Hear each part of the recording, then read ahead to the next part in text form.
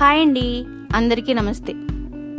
ఈరోజు పాత పేపర్లతో రంగురంగుల బుట్టలు మరియు అందమైన గుడిసెబండి ఎలా తయారు చేయాలో చూపిస్తాను. ఇవి తయారు చేసుకోవడం చాలా తేలిక. స్కిప్ చేయకుండా చూడండి, మీకే అర్థమవుతుంది. ముందుగా వీటి తయారీకి కావలసిన వస్తువులేంటో చూద్దాం. పాత పేపర్లు, మెంతులు, ఫ్యాబ్రిక్ కలర్స్. ఈ 3 బుట్టల తయారీకి సరిపోతాయి. వీటితో పాటు ఎద్దుల బండి తయారీకి ఒక అట్టపెట్టె, ఫెవికల్, కొద్దిగా దారం కూడా కావలసి ఉంటుంది. ఇక తయారీ విధానంలోకి వెళదామా?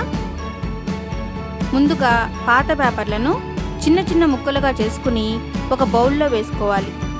దీనిలో 2 స్పూన్స్ మెంతులు కూడా కలిపి అవి మునిగేంత వరకు నీళ్లు పోసి పక్కన పెట్టుకోవాలి. దీన్ని ఒక రోజంతా నాననివ్వాలి. మరుసటి రోజు ఈ నానబెట్టిన మిశ్రమాన్ని మెత్తగా రుబ్బుకోవాలి. ఈ మిశ్రమం పలుచుగా లేకుండా బొమ్మ తయారు చేసుకోవటానికి అనుకూలంగా ముద్దలా ఉండాలి. తరువాత మనకు ఏ ఆకారం కావాలో ఆ ఆకారపు గిన్నెను తీసుకొని దాన్ని బోర్లించి ఆ గిన్నె చుట్టూ రుబ్బుకున్న కాగితపు ముద్దను పెట్టి మందంగా ఒత్తుకోవాలి. అంటే గిన్నె ఆకారం లాగా ఆ కాగితపు ముద్ద కూడా ఉండేలా చూసుకోవాలి. ఇప్పుడు గిన్నెతో సహా 1 లేక 2 రోజులు ఎండనివ్వాలి. ఎండిన తర్వాత గిన్నె నుండి బుట్టను మెల్లగా వేరు చేసుకోవాలి. ఇలాగే దీనికి సరిపడా మూతను కూడా తయారు చేసుకోవాలి. అంతే, కాగితపు బుట్ట రెడీ. ఇప్పుడు మనకు నచ్చిన రంగులు వేసుకుంటే రంగురంగుల బుట్టలు రెడీ అయిపోయినట్లే. ఇందులో చిన్న చిన్న వస్తువులు, పిన్నీసులు, పూసలు లాంటివి వేసుకోవచ్చు. అంతేకాకుండా పసుపు, కుంకుమ లాంటివి కూడా వేసుకోవటానికి బాగుంటుంది. బుట్టలు తయారు చేయడం ఎలాగో చూశారు కదూ. ఇప్పుడు గుడిసెబండి ఎలా తయారు చేయాలో చూద్దాం. పైన బుట్టలు తయారు చేయడం కోసం రుబ్బుకున్న కాగితపు ముద్దనే ఎద్దుల బండి తయారీకి కూడా ఉపయోగిస్తారు. కొద్దిగా కాగితం ముద్దను తీసుకొని గుండ్రంగా చేసుకుంటూ మెల్లిమెల్లిగా ఎద్దు ఆకారం వచ్చేలాగా చేసుకోవాలి. ఇలా తయారు చేసుకున్న బొమ్మల్ని 2 లేక 3 రోజులు ఎండనివ్వాలి.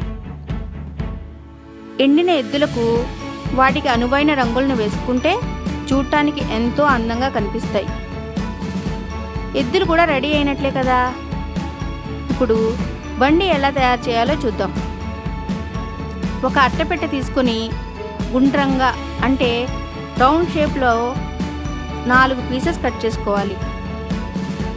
2 కలిపి ఒకటిగా అతికించి 2 చక్రాలు తయారు చేసుకోవాలి.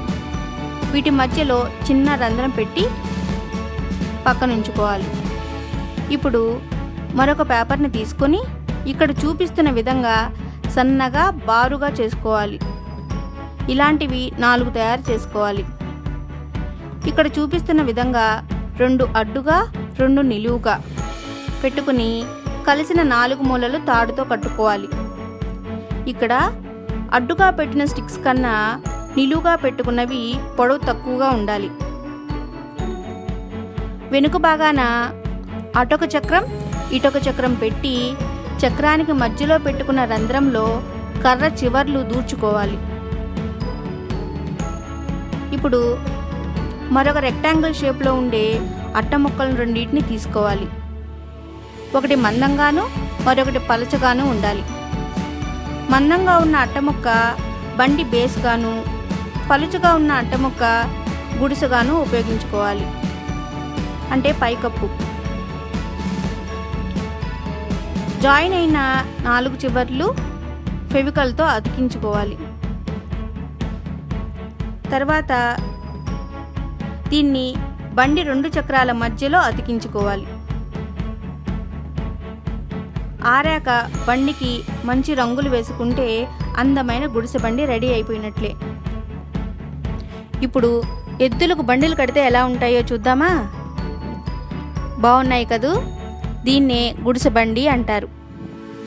కనీసం ఇలాంటి బొమ్మల రూపంలో అయినా పాతకాలపు గుర్తులను మన పిల్లలకి చెప్దాం. ఇలా కాగితపు ముద్దలతో ఎన్నో అందమైన బొమ్మలు తయారు చేసుకోవచ్చు. ఈ బొమ్మలు తేలిగ్గా ఉంటాయి, క్రింద పడినా పగలవు. కానీ వీటికి స్నానం చేయించకూడదు, అంటే తడపకూడదు. ఎందుకంటే కాగితాలతో తయారు చేసినవి కదా, అందుకని.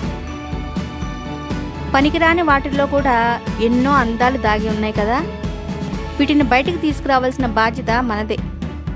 అలాగే మనకు తెలియని మనలో దాగి ఉన్న ప్రతిభను కూడా బయటకు తీసుకురావాల్సిన బాధ్యత మనదే. ఈ వీడియో మీకు నచ్చింది అనుకుంటున్నాను. నచ్చితే లైక్ చేయండి, షేర్ చేయండి. మీ అభిప్రాయాల్ని కామెంట్స్ రూపంలో తెలియజేస్తే సంతోషిస్తాను. సబ్స్క్రైబ్ చేయడం మాత్రం మర్చిపోవద్దు. మరొక మంచి వీడియోతో మీ ముందుకు వస్తాను. అంతవరకు సెలవు.